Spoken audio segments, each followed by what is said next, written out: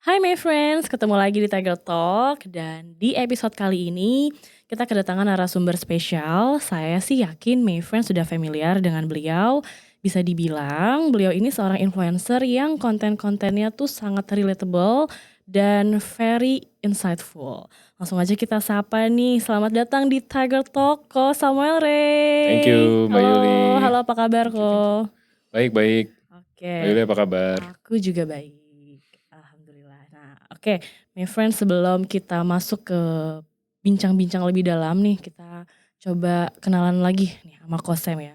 Kosem, sebelum kita mulai, aku mau bikin pengakuan dulu nih. Wih, apa nih? Pengakuan dulu. Aku sebenarnya happy banget bisa ketemu Kosem karena jujur ya, ini no gimmick my friends. Aku tuh udah follow Kosem lama banget. Udah dari lupa ya tahun berapa ya. Pokoknya awal-awal Konten konten apa yang pertama? yang aku tonton adalah pokoknya yang budgeting. Oke. Yang bintang tamunya adalah Ci Claudia. Pokoknya udah lama banget, kayaknya mungkin 4 tahun yang lalu kali ya. Oke. Dari situ aku nonton, terus akhirnya aku lihat-lihat konten yang lain. Aku nonton yang tentang frugal living. Terus kan Kosem juga backgroundnya HR.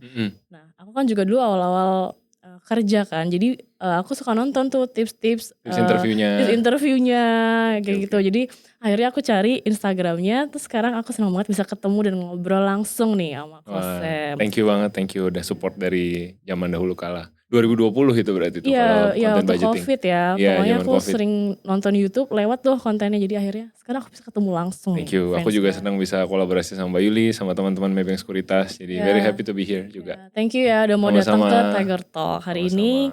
Nah, karena kan itu aku udah nonton kontennya dari lama, sekarang aku mau tanya nih, Kosem, kalau sekarang nih Kosem branding diri Kosem ini sebagai apa? Apakah jadi sekarang full time influencer atau content creator atau apa nih? Boleh diceritain dulu nggak? Aku kan 2023 akhirnya resign dari full time kerja kantoran kan. Waktu itu challenge-nya adalah kantor udah mulai balik WFO lagi dari COVID.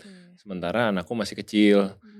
Masih kecil tapi gak yang kecil banget. Kalau baru lahir kecil banget kan bisa diatur lah ya. Cuman butuh nenen sama digendong gitu kan.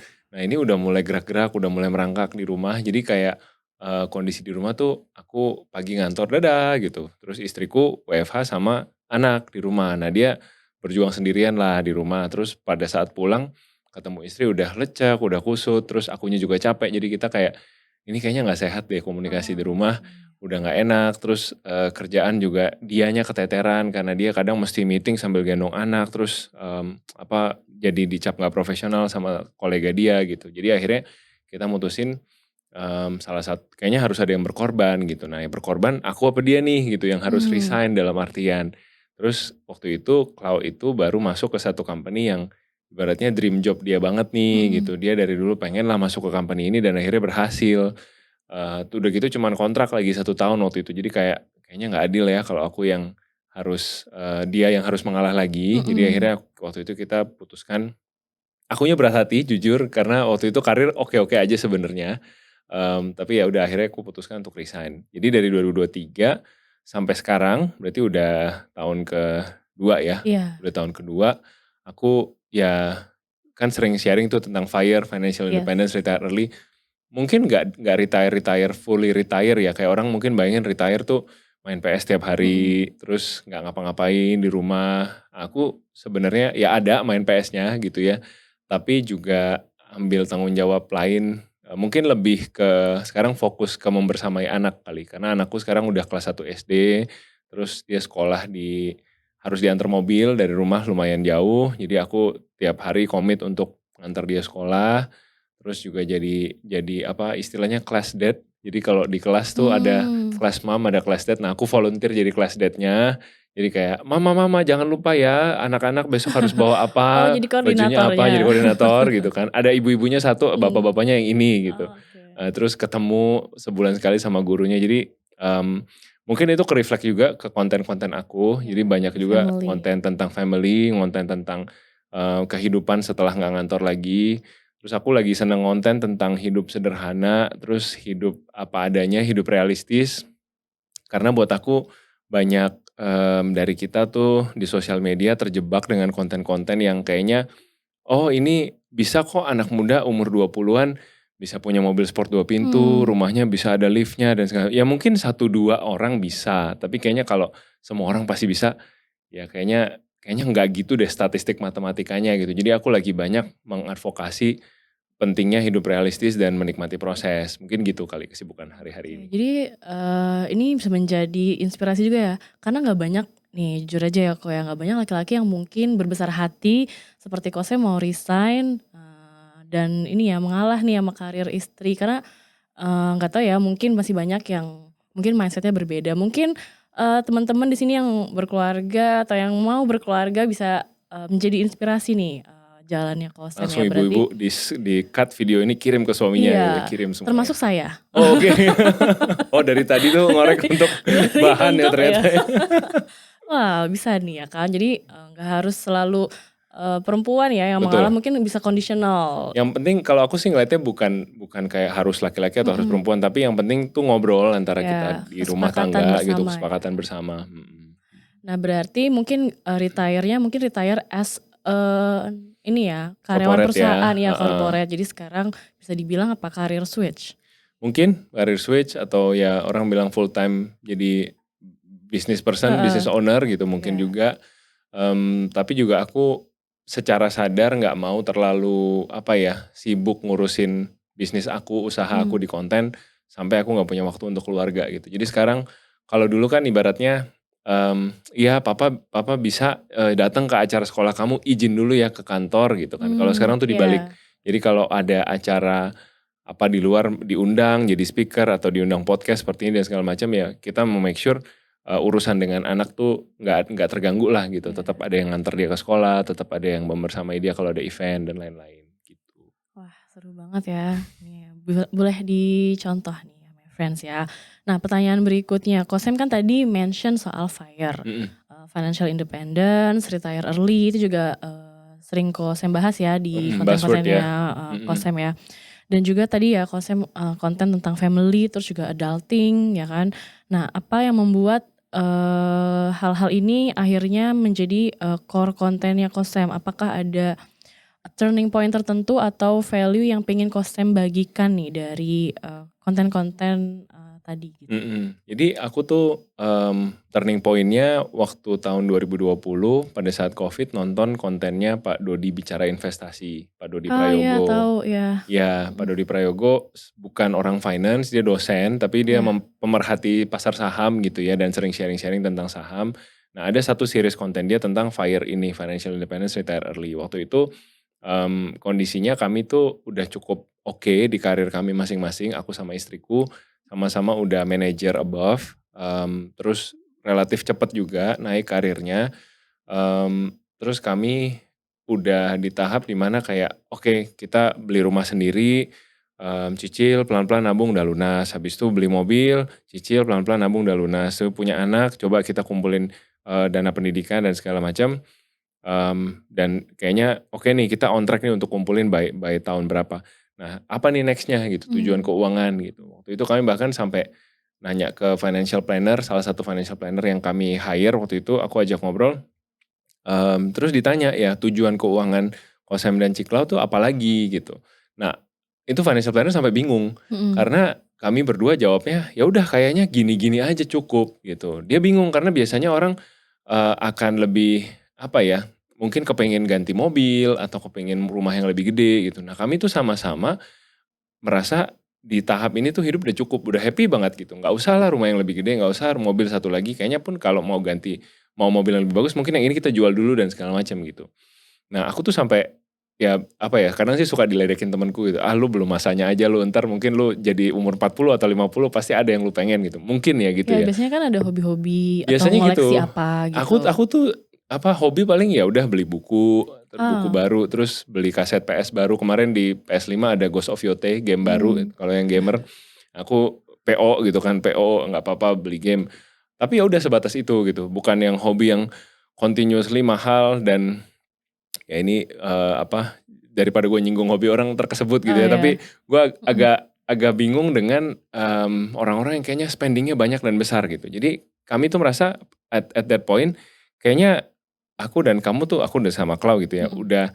udah di titik cukup gitu. Nah kita udah cukup, di sisi lain karir juga berkembang terus, tabungan artinya nambah terus kan, karena Iya. kami cukup disiplin ngelola keuangan. Jadi what's next-nya? What's next-nya buat aku sama Clau in terms of financial position-nya kami gitu. Nah pada saat kami nonton videonya Pak Dodi soal FIRE, kami tuh berdua ngerasa, ini tuh kami gitu, ini tuh saya dan Clau. Ini kan dia cerita soal FIRE tuh adalah ya orang-orang yang disiplin, mengatur keuangan, frugal, terus paham literasi keuangan, berani berinvestasi di instrumen yang kayak mungkin high risk dan segala macam masuk juga gitu. Jadi aku pada saat itu ngerasa ini kita dan kita bisa kejar ini dalam waktu kayaknya 5 tahun ke depan gitu. Waktu itu aku nonton usia 30-an. Nah akhirnya terus di situ aku juga dapat kayak satu pencerahan, oh ternyata kalau mau FIRE, kalau mau hidup nyaman, itu nggak perlu jadi pengusaha, nggak perlu jadi orang kaya raya, tapi jadi middle class yang upper middle class pun sebenarnya hidup sudah nyaman gitu. Asalkan kita jangan banyak mau ya, jangan banyak keinginan gitu. Jadi selama kita bisa ngontrol itu semua sebenarnya cukup. Jadi itu akhirnya jadi goal aku dan istri di umur 30 tuh pas Covid nonton itu. Kita goalnya 5 tahun, tapi ternyata tercapai di 3 tahun gitu. Nah, FIRE tuh kan teman-teman tahu ya, jadi ada angka FIRE yang di-set, targetnya berapa dan segala macam dikumpulin.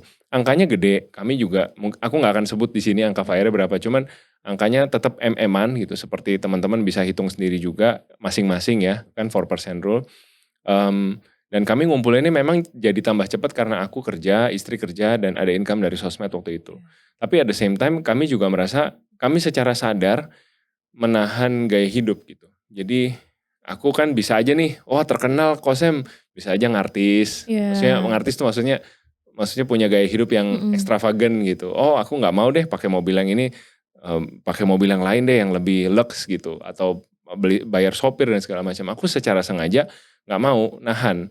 Supaya apa? Supaya nanti kalau, kan namanya ketenaran pasang surut ya. Iya. Nanti kalau tiba-tiba jobnya turun dan segala macam, ya aku nggak terbiasa dengan gaya hidup yang berbeda. Aku tetap aku yang dulu, yang pada saat masih kantoran gitu. Jadi dengan penyesuaian gaya hidup itu dan ada triple engine, maksudnya mesin income-nya ada 3, aku istri dan dari sosmed, akhirnya memang tercapai lebih cepat. Nah jadi dan kenapa aku sering sharing tentang FIRE ini, sebenarnya bukan, fokusnya harusnya teman-teman lihat bukan di kecepatan Kosem mencapainya gitu, bukan di aku 33 Kosem, 33 aku juga mau 33 kayak Kosem. Kemungkinan besar nggak 33 teman-teman, karena tadi aku triple engine kan, ada Iya. tiga mesin pencari uang gitu. Nah kemungkinan teman-teman mesinnya cuma satu, mungkin hanya suami yang bekerja, istri di rumah, atau pekerjaannya mungkin levelnya biasa-biasa aja, nggak manajer gitu. Tapi at least semua orang yang punya knowledge tentang FIRE ini, at least kita bisa pakai knowledge ini buat nanti di usia kita pensiun masa tua, mungkin umur 58, mungkin umur 65, itu kita bisa siap gitu. Kita bisa mempersiapkan keuangan kita tanpa harus ada rasa insecure dengan, wah saya tidak punya financial knowledge yang tinggi, saya tidak punya kapabilitas dan segala macam. Akhirnya jadi dapat informasi-informasi yang salah gitu. Padahal sebenarnya ketika teman-teman belajar FIRE movement, belajar 4% rule itu sebenarnya sangat simpel gitu kan. Kalau lihat logikanya kan, oh ya kita selama kita bisa menghasilkan 7% per tahun dari instrumen investasi kita dan kita ambil hanya 4%, itu kita bisa live off that throughout our retirement gitu. Yang katanya bisa sampai bahkan 30 tahun. Jadi buat aku ini harus banyak karyawan yang tahu sebanyak mungkin supaya kita bisa lebih mengatur keuangan dengan lebih bijak gitu. Oke, iya tadi Kosem juga bilang banyak yang mengira kalau mau financially independent tuh mesti jadi pengusaha. Dulu juga Ya, aku mikirnya sebelum nonton kontennya Kosem itu berhasil kayak gitu mempengaruhi ya. berarti. Jadi kan karena kan backgroundnya kan karyawan. Ya, Jadi pikirannya apa harus punya usaha atau kayak mestinya dijualan sesuatu atau jadi pengusaha besar untuk bisa lepas dari financial freedom lah, mencapai financial freedom. Ternyata setelah nonton kontennya Kosan ternyata bisa loh seorang yang kerja karyawan kantoran ini kantoran. achieve higher gitu ya. Itu tadi Betul, ya betul dengan cara banget. ada frugal living, terus juga disiplin financialnya. Nah tadi Kosim juga ngomongin strategi investasi ya tadi 7% ya. Hmm. Nah boleh tahu nggak Kosem instrumennya apa aja nih untuk achieve atau strateginya untuk achieve si 7% ini bagaimana Oke. gitu? Jadi aku jujur bukan seorang trader yang harian gitu ya, yang artinya aku menganalisa pasar secara detail dan aku paham hari ini mau beli apa, jual apa gitu. Jadi dari dulu aku tuh cari uangnya dari sosmed. Nah aku pokoknya gunakan kreativitas, gunakan ya namanya content creator kan harus ikutin tren, lihat video Iya. mana yang trending dan segala macam, punya ide untuk berkarya. Nah dari berkarya itu ya tadi aku satu jaga gaya hidup supaya nggak meningkat gitu ya pengeluarannya. Di sisi lain aku belajar kalau untuk investasi aku cari yang ya well diversified aja gitu. Aku benar-benar diversifikasi ke banyak instrumen yang menurutku resikonya aku bisa tolerate. Jadi kalau untuk saham aku banyak baca-baca dari teman-teman yang jauh lebih ahli gitu. Iya termasuk Tiger Insight aku juga kebantu. Makanya aku nontonin juga program kalian karena dapat juga info-info oh saham ini dan segala macam. Terima kasih loh udah nonton Tiger Sama-sama. Insight. Disebut dong. Di Terima kasih ya. di rumahnya sendiri kan. Iya. Lalu apa, ya memang ada juga dengar-dengar dari teman-teman gitu ya yang lebih ahli, mereka mungkin punya konsultan saham dan segala macam. Kita banyak ngobrol juga dan akhirnya prinsipku sekarang jadi mencari yang melihat based on dividend yield ya. Atau ini jangan diikutin lah karena aku bukan profesional ya, aku juga dengar-dengar dari teman-teman dan belajar otodidak. Aku cari yang dividend yield-nya di atas 6% gitu dan sahamnya masih yang tergolong undervalued gitu. Jadi aku beli dan biasanya aku hold aja untuk ya very very long term. Jadi kalau dilihat pola trading Kosem ya sebenarnya tidak menarik karena secara frekuensi tidak sering, tapi aku merasa ini yang aku paham gitu dan aku cari uangnya dari ya usaha yang lain gitu sih. Jadi selama masih ada keuntungan ya di atas 6%, 7% aku udah cukup happy gitu. Oke berarti tipikalnya lebih ke long term Long term investment banget, ya, ya long long term term banget. banget. Ada follower yang nanya gitu, bagaimana pandangan Kosem terhadap saham Astra misalkan gitu kan. Awal tahun otomotif kan lagi turun ya kalau nggak Iya. salah. Terus kayak ya udah aku sih keep aja nanti kan long term bla bla bla gitu. Terus dibalasnya Kosem nggak seru, pandangannya long term banget nggak Iya menarik gitu. iya iya. Ya udah mau Karena gimana preference lagi. ya dan Ya balik lagi ke profil risknya ya tadi benar kan Kosem benar menyesuaikan dengan profil risikonya benar Kosem. benar benar. Berarti strategi juga tadi diversifikasi Iya instrumen investasi ya. Jadi nggak iya. cuma di satu instrumen tapi juga di diversifikasi ya my friends ya. Nah tapi kalau prinsip ya Kosem setiap kali mengambil keputusan investasi ya itu apa sih kok? Prinsipnya pokoknya aku harus tahu itu uang diputar kemana. Kalau apalagi zaman sekarang kan banyak Ya. instrumen-instrumen yang nggak jelas perputaran uangnya kita nggak ngerti lah. Mereka bilang pakai teknologi, pakai AI. Ya pastikan kalian ngerti gitu AI-nya tuh ngapain gitu kan. Kalau aku sih benar-benar pokoknya yang tradisional aja yang kita semua udah paham. Jadi nggak jauh-jauh dari saham, dari reksadana, deposito, logam mulia gitu ya, valuta asing juga, tapi aku bukan trading harian, aku beli maksudnya papernya, fisiknya gitu, mata uang asing. Jadi prinsipnya pokoknya ketika aku beli sesuatu, aku taruh uangku di situ, aku harus bisa tidur nyenyak aja, gitu. Jadi Aku know what you buy ya. yes, Jadi harus tahu ya apa yang dibeli, jangan seperti membeli kucing dalam karung ya. Jadi betul jangan ikut-ikutan ya. betul. Mungkin boleh nyari referensi, nanya-nanya, tapi keputusan investasi tetap mesti tahu produk yang dibeli gitu ya, my friends. Tadi balik lagi ke sedikit kita mundur ke masalah FIRE. Tadi Mhm kan Coach Sam bilang sempat hire financial planner ya mhm. kan untuk sampai financial planner-nya pun bingung, Bingung, apalagi nih yang mau di-achieve gitu karena ya. nggak BM Iya, orangnya karena gitu. nggak BM orangnya. Nah, apakah tapi kan tadi kondisinya Kosem, ini kalau kita garis bawahi sudah ada rumah, sudah ada Mhm. kendaraan, ibaratnya kebutuhan-kebutuhannya tuh sudah terpenuhi. Apakah nih mungkin yang teman-teman yang mau achieve FIRE juga harus berada di tahap tersebut terlebih dahulu, kayak semua yang misalnya cicilan-cicilannya tuh harus udah lunas dulu atau gimana?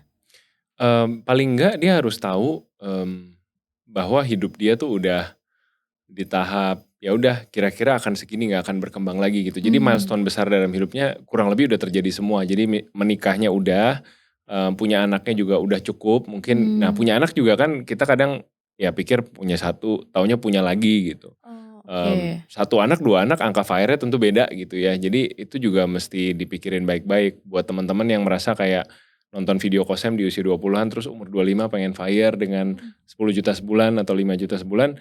Coba dipikir 2 kali gitu, karena hidup masih bisa berubah dan masih dinamis banget. Nanti mungkin kalau saran aku tunggu sampai punya pasangan dan settle down, mutusin punya anak berapa, karena kayaknya itu udah cukup stabil tuh hidup di situ gitu kan. Dan memang harus apa ya, jadinya disiplin banget dalam hal budgeting bulan ke bulan itu mesti berapa gitu. Karena kalau berubah dikit aja ya pasti kita jadinya kan makan tabungan kan. Kalau FIRE kan idealnya dari 4% dulu tadi kita hanya makan 4% itu supaya uangnya bisa muter lagi jadi keuntungan lagi. Ya kalau kita berubah anaknya jadi 2 atau tiba-tiba ada kebutuhan-kebutuhan yang terpaksa harus dipenuhi, jadinya mau nggak mau kita bakal makan tabungan. Nah itu yang harus dihindari. Oke, jadi ibaratnya hidupnya mesti di taraf apa ya, kayak oke ini kayaknya udah gini-gini aja nih gitu ya, Iya, maksudnya kayak iya, udah kayaknya nggak akan nambah anak lagi deh, mungkin udah cukup, betul, terus kayaknya jadi harus hitung kepala dulu ya, betul, ya betul. jadi kayak hitung kepala udah tutup pabrik dulu baru kayaknya mungkin akan hitungannya lebih gampang gitu ya, nggak Betul. berubah-berubah lagi. Kalau punya rumah sama transportasi itu aku mungkin boleh dijadikan apa ya, nanti gitu hitungannya Oh nanti. oke, Karena ada juga yang misalkan mau FIRE tapi saya nggak mau punya rumah, tapi saya udah perhitungkan nih harga sewa ke dalam angka FIRE oh saya. oke, Itu bisa juga gitu. Meskipun ya kalau di Indonesia sih kebanyakan punya rumah sih ya iya, gitu. Karena mungkin secara culture kita lebih ke arah sana gitu, punya rumah lebih tenang gitu kan. Iya. Tapi ya itu ada option seperti itu kalau teman-teman ngerasa kayaknya aku nggak mau punya rumah tapi mau hitung angka FIRE, ya boleh juga. Bisa ya, Bisa juga. berarti hitungan FIRE juga fleksibel ya kalau Mhm, misalnya tadi mungkin kondisinya agak berbeda dengan Kosem tadi ya. mhm. Yang sorry mau nambahin dikit, Mhm. yang mungkin harus dipertimbangkan juga buat teman-teman yang sandwich generation, nanti di Mmm, hari tua harus persiapkan untuk biaya sakit orang tua. oke. Kita nggak doain orang tua sakit, tapi likelihood-nya tinggi sebenarnya ketika orang tua Mhm. sakit. Jadi, either siapin dananya atau kalian cariin polis asuransinya yang bisa meng-cover, nanti orang tua pada saat hari tua sakit. Yang kita nggak mau kan, ya kadang-kadang kita udah jaga nih diri kita sendiri, asuransi kesehatan buat kita sendiri udah ada, buat pasangan udah ada, tapi ternyata buat orang tua belum disiapin. Nah ini juga yang harus kita hati-hati karena terutama di Indonesia yang kita sandwich generation, 70% lebih dari orang tua di Indonesia kan menurut data BPS masih ditanggung oleh, immediate relative, oleh anak-anak, oleh Iya. keluarga, 70% lebih. Jadi ini budaya kita sebenarnya. Nggak tahu perlu dilestarikan apa enggak ya, cuman that's us gitu. Nah harus siap-siap juga di hari tua kalau orang tua sakit nanti harus, mempersiapkan untuk itu juga. Mungkin bisa dimulai dari generasi kita kali ya kok ya, Untuk supaya memutuskan antar memutus rantai rantai sandwich sandwich generation ya, generation dan tidak menjadi budaya yang harus dilestarikan ya. betul. Tuh jadi ayo kita mencapai FIRE my friends ya, supaya nanti kita nggak perlu menurunkan sandwich generation ke anak-anak Yes. kita. Wih. Oke, nah kalau boleh tahu nih Mhm, sekarang, kalau boleh di-spill, mhm. lagi invest di instrumen instrumen apa aja nih? Oke, ya aku saat ini punya semua, saham tentunya ada ya, tadi aku cerita blue chip, pokoknya kategorinya dividen yield-nya Mhm. 6%. Terus, cari another 6% dari deposito, deposito BPR sih kalau ini, Iya. cuman ya selektif juga ya kita karena, paham resikonya juga. Terus, juga ada reksadana, reksadana pasar uang, obligasi pemerintah dan Mhm. lain-lain. Terus yang baru, pas kemarin anniversary, Iya. istriku aku bukain rekening privilege di Maybank. Wih, Weh, aduh seru banget nih my friends ya, iya, karena ada Kosem poin apa, promo miles kalau Miles di ya. Maybank, kartu kreditnya. Jadi itu juga mungkin jadi pertimbangan nih kalau kartu kredit, kalau Kosem kan mungkin untuk nyari miles ya, Nyari bukan Mas, untuk konsumtif ya my mhm, friends ya, tuh. Oke nah, Kosem pertimbangannya itu kan instrumennya cukup banyak nih, banyak, ya kan. Kenapa, mungkin tadi kalau saya bilang diversifikasi, cuman aku nggak menyangka akan kayak Sediverse itu? se-diverse itu gitu. Oke. Kenapa memilih, instrumen-instrumen itu? Karena aku nggak secara pribadi nggak punya conviction yang kuat gitu untuk, aku harus all in di satu aset. Oh, oke. Yang aku tahu balik lagi at the end of the day aku ngerasa kekuatan aku itu di apa namanya, di konten. Gimana Mhm. storytelling aku, gimana aku reach out ke audiens aku, gimana aku didengar cerita-cerita aku, itu aku ngerti lah gitu. Oh cara maininnya nih, kalau ngedit video 3 detik pertama harus gini, kalau Mhm. ngomong harus lihat kameranya caranya gini, nah itu teknisnya aku punya knowledge-nya gitu. Tapi kalau untuk investasi, aku ngerasa aku kepengen pokoknya autopilot aja gitu. Aku nggak mau pusing dan aku nggak mau terlalu kayak, Mantau banget mantau banget dan harian. akhirnya kalau nanti ada yang gagal di salah satunya, aku Heeh. akan stres banget, wah karena uangku hilang Ya. banyak banget di situ Mhm gitu. mhm mhm. Which is, pernah terjadi juga dan akhirnya, karena ya udah, eee, uang yang hilang melihatnya sakit juga gitu, tapi karena aku tahu, oh ini sudah diversifikasi jadi nggak Mhm. ya hilang, ya namanya hilang uang ya sedih gitu ya, tapi secara, portion juga, oh ini oke lah gitu, kalau kalau aku hilang ini aku nggak akan jatuh miskin atau kayak sizable portion dari aset aku hilang gitu. Jadi aku ngerasa kayaknya pendekatan ini untuk aku yang seperti ini paling make sense gitu. Karena Oke. conviction-nya tadi sih. Oke, jadi, karena kalau saya habis cerita jadi saya jadi tahu nih tadi my friends ya, ternyata pernah sempat mengalami, Zonk kerugian. juga, Ya pernah tadi juga. kan kalau, di perjalanan ceritanya Kosem kan, fire udah ya kan, rumah, mobil. Nah coba boleh diceritain nggak kok yang asem-asemnya nih kayak tadi rugi-rugi gitu? Rugi-ruginya ya, Mhm. kehilangan uang itu ya, namanya mungkin harga harga ibaratnya harga sekolah lah kalau aku Mbak, Biaya ini biaya biaya belajar. kuliah ya, belajar gitu. Instrumen investasi ini cukup meyakinkan pada masanya, Mhm. dan cukup banyak yang, masuk gitu ya pada masanya, tapi aku nggak akan cerita instrumen investasinya apa, Ya. tapi pada saat baru keluar dan, apa, diiklankan dan banyak teman-teman yang juga masuk, itu efek FOMO-nya ada gitu. Mmm. Jadi kami juga, wah FOMO dan for a long time it was okay. Jadi Mmm. cukup banyak, teman-teman yang, "Oh oke return-nya oke," dan segala aku pun juga merasakan return-nya oke pada saat itu dan nggak terlalu pikir panjang bahwa ada resiko bla bla bla di baliknya gitu. Mhm. Nah akhirnya resiko bla bla bla yang dikhawatirkan terjadi dan akhirnya, mmm, ada kerugian lah di situ gitu. Jadi, mungkin pelajaran buat aku sendiri yang aku rasa, wah untung gue begini gitu ya, adalah Mhm. yaitu, yang kamu bilang tadi, kok saya diversifikasinya Oh, diversifikasi banget ya. gitu. Heeh. Jadi akhirnya pada saat satu ini hilang, Masih ada yang lain ya masih ada yang lain gitu. yang Nah itu support. yang aku merasa, wah iya aku conviction banget nih, aku harus harus seperti ini, aku harus jaga diversifikasinya seperti ini. Karena memang secara skill dan secara knowledge, aku nggak seperti mungkin teman-teman lain yang lebih ngulik, Mhm. aset kelas tertentu, saham tertentu gitu ya. Aku lebih ke secondary user yang biasa, oh denger-denger nih, oh si Koko ini beli ini, oh si Kakak ini beli ini, ya udah aku juga beli gitu. Nah, akhirnya ya, dari kejadiannya aku bersyukur juga bahwa karena aku well diversified jadi nggak terlalu jatuh banget lah gitu ketika itu terjadi. Oke, berarti, walaupun maksudnya berarti walaupun sempat ada kerugian, ada pengaruh nggak ke apa ya, kayak, Angka fire-nya. angka fire-nya gitu? Oke. Karena Karena setelah fire pun kami sempat tetap bekerja, tetap mhm, menabung dan income dari sosial media juga ada terus iya, sampai saat ini. Jadi, sebenarnya angka fire yang sudah dicapai di 2023 itu, dalam artian tabungan, mhm. itu sudah, kami lampaui.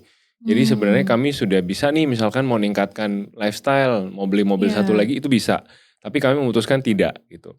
Dan apa yang terjadi ya akibatnya tabungan bertambah banyak sehingga, mmm, puji Tuhannya angka fire-nya tidak terganggu gitu. Ya terganggu kesehatan mentalnya sedikit pada saat itu terjadi gitu kayak, "Aduh gimana ya ini?" Tapi ya sudah akhirnya, mmm, karena kami berusaha tetap waras dan berusaha mhm. tetap move on ke depan, ya, mmm, yang penting kita tetap bisa hidup lah dan tetap bisa Ya. berkarya gitu, tetap bisa maju ke depan.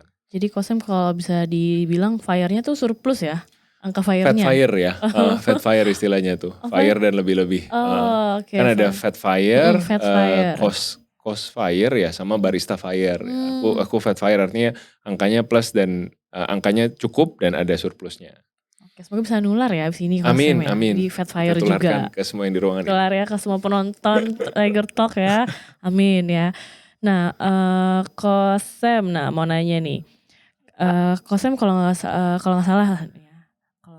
Kalau nggak salah berarti benar ya. Kalau nggak salah benar. Kalau nggak salah berarti benar. Kosem udah lama jadi nasabahnya Maybank Sekuritas. Iya. Ya kalau boleh tahu apa pertimbangannya?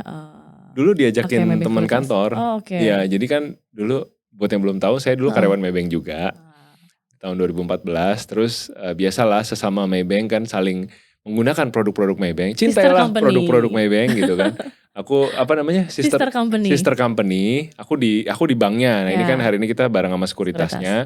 Nah, sekuritasnya datang ke kantor Maybank bawa Pak Lokeng Hong waktu itu. Oh ya, I see. Terus dengar terinspirasi dan akhirnya buka akun.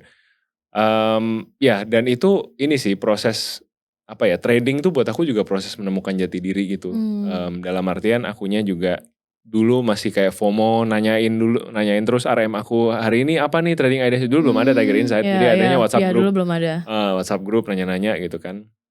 Beli ini, beli itu, terus kalau cuan ya senyum lebar, kalau salah salahin RM-nya gitu kan. Kasian juga tuh RM gue tuh si Febri itu.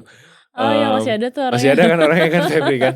Nah jadi makin kesini ya aku makin sadar kayaknya style gue nggak yang itu yang harian. Gue lebih kayak long term investor dan saham-saham yang dividen yieldnya tadi 6% ke atas itu yang gue cari gitu. Jadi akhirnya ya udah menetapkan hati dan pikiran, ya udah kayaknya portfolionya harus diarahin ke sana. Itu zaman-zaman berarti masih sempat juga trading ya. Itu ya, udah mencapai fire belum waktu itu? Belum, 2014. Sempet karena FOMO juga kali ya, karena kan eksekutif muda nih kerjanya di Senayan. Ya. Kalau sore-sore olahraganya di GBK lari gitu kan. Dulu kan belum ada padel. Dulu kasar tertinggi olahraga tuh lari dulu, belum ada padel tuh dulu. Jadi pulang kantor, ganti baju di WC kantor, lari ke GBK, nanti mandi lagi di sini. Jadi ya buat aku mungkin ada faktor FOMO-nya juga.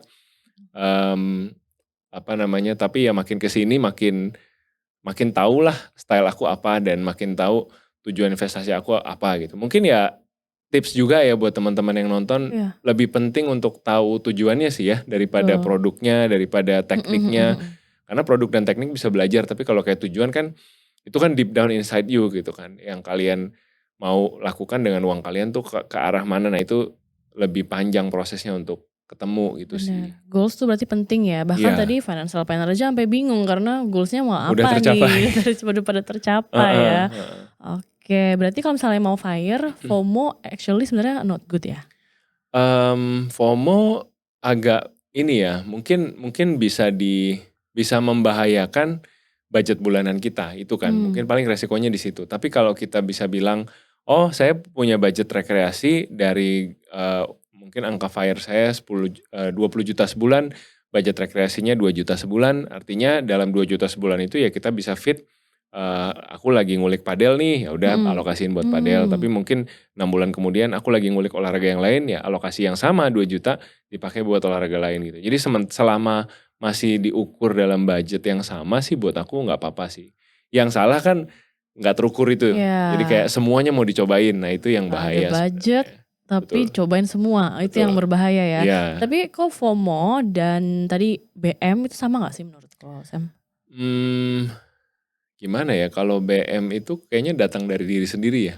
Kalau FOMO dari luar, gitu gak sih? Iya ya, FOMO ada faktor eksternalnya lah ya, jadi bikin kita BM gitu enggak? Bikin kita BM mungkin. Ya bahaya lah, pokoknya dua-duanya itu harus dikelola dengan baik. Benar-benar, harus ada perhitungannya ya. Benar, kan Morgan Housel bilang di buku Psychology of Money, urusan kalau ya aku lupa lah persisnya bahasa Inggrisnya gimana, cuman basically dia bilang kalau urusan uang itu sebenarnya matematikanya tuh simple, debit kredit, uang keluar uang masuk, tapi yang nggak simple itu psikologi manusianya, rasa ingin tahu kita terhadap hal baru, rasa ketinggalan zaman kalau nggak nyobain hal baru, nah itu yang kadang-kadang bikin akal sehat nggak jalan gitu. Padahal sebenarnya kalau bicara uang ya matematika kan sebenarnya. FIRE kan matematika, 4% rule itu kan matematika.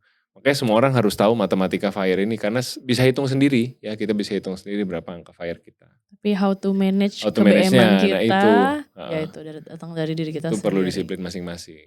Oke, setelah nonton podcast ini kita berharap sih my friends lebih mindful lagi ya dalam mengatur keBM-annya ya my friends ya. Nah kan Kosem kan udah achieve FIRE, udah independent secara financial freedom lah ya. Kemarin berarti pas nyampe ke tujuan financial itu enjoy the process atau maksudnya kayak apa ya, ada rasa pressure juga gak sih gitu? Mungkin lebih tarik ulur antara aku dan pasangan karena Klau itu istriku orangnya lebih hemat dari aku. Dia tuh misalkan kita udah ya dari dulu kami keuangannya udah lumayan terstruktur lah. Jadi artinya ada gaji masuk tuh udah sama-sama tahu gajinya berapa. Aku udah open sama dia dari masih pacaran gitu, udah saling tahu gaji masing-masing. Terus udah punya sistem yang kayak oke, dari gaji 15 juta misalkan kamu hanya boleh habiskan 5 juta ya untuk uang saku. Jadi 10 jutanya simpen kemana gitu. Nah itu kita udah lakukan dari dulu. Nah tapi on top of that, misalkan dari uang saku 5 juta itu dia masih yang kayak misalkan kalau bisa dihemat, hemat lagi gitu kan. Kalau bisa 5 juta itu di akhir bulan lu masih sisa 1 juta terus lu setor lagi ke gua gitu misalkan gitu. Nah dia orang yang seperti itu, sementara aku tipe yang ya udah kan udah 5 juta nih dialokasikan, gua habisin dong gitu. Jadi tarik ulurnya mungkin di situ. Dan mungkin buat Klau juga sebaliknya, dia mungkin journey-nya berbeda ya dengan aku. Dia belajar untuk lebih gimana caranya sih menikmati hidup, spending is okay as long as it's planned. Selama kita udah rencanain pengeluarannya, ya udah nggak apa-apa, let's spend it gitu. Jadi mungkin lebih ketarik ulurnya itu. Dan pastilah mungkin ya namanya umur 20-an awal tuh aku juga ada masa-masanya beli tas branded gitu. Akunya loh bukan istrinya. Centil kan aku dulu gitu kan sebelum bertobat gitu ya. Beli tas branded ya, sekolah kantornya di Senayan ya, tolong lah ya. Jadi sering ketemu kan banyak Jepang lewat. Betul, bawa tas ya, di sini. Tas Jepang yang 4 huruf itu yang bisa digrafir namanya itu kan. Sering lihat kan mas-mas SCBD pulang kantor. Nah itu aku dulu aspirasinya ke situ. Jadi habis duit ke situ juga gitu, ada masa-masanya. Jadi nggak yang kayak ini Samuel dan Claudia nih mungkin alien nih dari lahir langsung. Ternyata berproses. Ternyata berproses juga gitu. Jadi buat teman-teman yang sekarang lagi mau berproses, nggak apa-apa nikmati prosesnya. Dan misalkan belum bisa nabung, aku pernah cerita di salah satu video aku, at one point aku tuh bisa nabung 70% dari income aku sama pasangan. Nah buat kalian mungkin yang hari boro-boro 70%, 7% aja susah gitu untuk nabung, ya nggak apa-apa, yang penting berproses, yang penting mau mulai. Karena yang namanya nabung, namanya investasi itu kan kayak kita melatih otot ya sedikit-sedikit gitu, melatih kebiasaan. Nanti ketika income-nya udah tambah naik, jangan lifestyle yang naik tapi tabungannya yang ditambahin gitu. Buka RDN di Maybank Sekuritas hari ini juga. Nah itu ya my friends ya, ini juga personally buat aku ini ya inspiring banget. Thank you so much ya Ko ya atas insights-nya. Aku dapat banyak ilmu nih, terutama financial budgeting, terus juga tadi how to achieve FIRE, jadi lebih semangat lagi untuk menahan keBM-an yang ada. Semoga my friends juga seperti itu. Jadi thank you so much Kosem untuk perbincangan kita pada episode hari ini. Sama. Terima kasih atas experience-nya ya tadi yang udah di-share ke kita, ilmunya. Semoga apa yang kita bahas hari ini bisa memberikan inspirasi untuk my friends supaya lebih semangat lagi dalam mengelola keuangannya. Dan jangan lupa my friends untuk subscribe, like, dan juga comments. Dan sampai jumpa di Tiger Talk episode berikutnya. Bye-bye. Thank you, Kosem. Thank you.